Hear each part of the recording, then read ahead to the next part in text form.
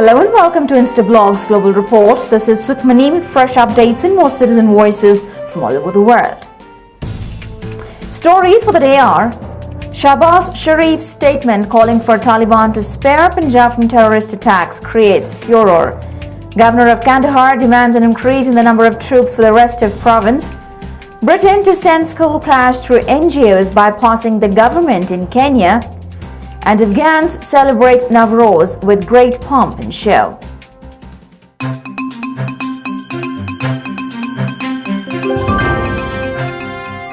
Pakistan Punjab's Chief Minister Shahbaz Sharif's statement pleading Taliban to stop attacks in Punjab has created furor across the country. CJ Karim Khan says that the statement will have negative implications for Pakistan. This is CJ Karim Khan on Instablogs from Peshawar in Pakistan. The statement of Chief Minister Punjab Mr. Shahbaz Sharif has sent the entire nation in shock, followed by condemnation. Mr. Sharif's appeal has three negative implications for Pakistan. First, by referring to a common cause, the Chief Minister has openly revealed a shared agenda with Taliban. That a political party can be won with Taliban in cause is a sign of political terror that goes way beyond militancy. Secondly, by requesting Taliban not to attack his province, he has sent out a clear word of provincialism in a time when the entire nation is under attack from the militants. Does Mr. Sharif consider only Punjab as Pakistan is the question that already has found an answer in his statement. And finally, begging Taliban for mercy is an act of humiliating our security forces and civilians who are up against the insurgents in this war of terror. It is no wonder that Parliament member Nighat Orakzai threw her Dhupatta, a symbol of feminine virtue, to offer to Mr. Sharif for protection against Taliban. An apology has already been demanded of Mr. Sharif by the Parliament members as well as civilians for offending the nation's sentiment by trying to appease the enemies of the nation. A day after suicide attacks in the city of Kandahar, the governor of the Kandahar province has demanded the central government to send more troops to the restive town. CJ Kramuddin Behram has more on the story from Kabul.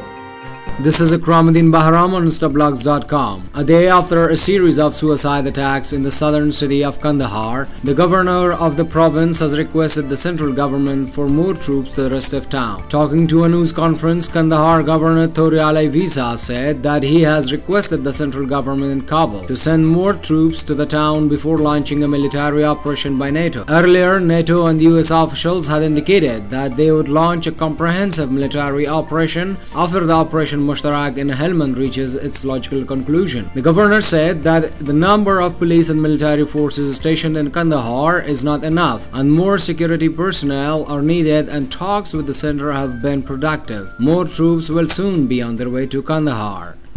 Britain has decided to channel all funds meant for primary school education through NGOs bypassing the government, whose record it says lay in tatters.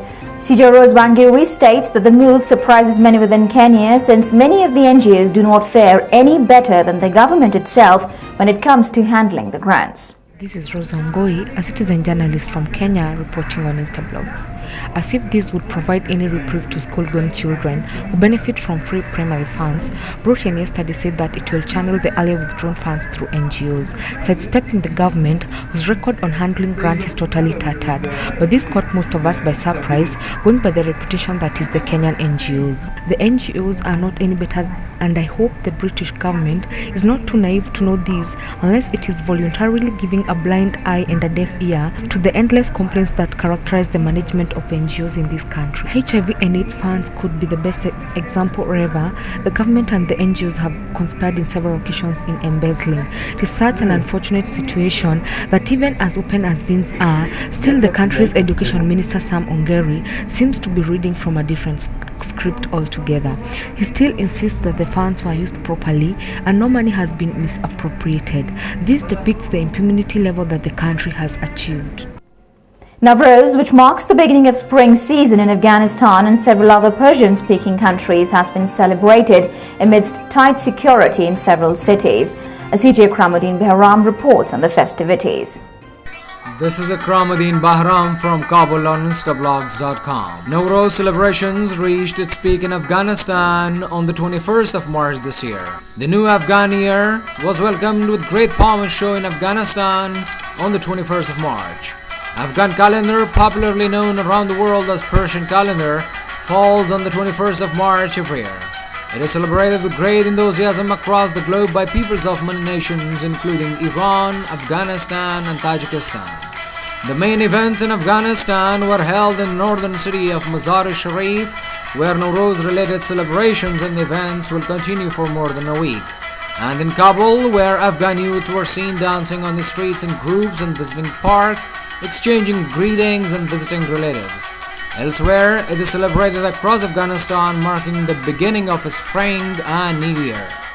If you want your voice to be heard by millions, let Instablogs be your choice. You can contact us at cj@instablogs.com. That's all for today's show. We'll be back with fresh updates and more citizen voices. Till then, it's goodbye from the entire team of Global Report.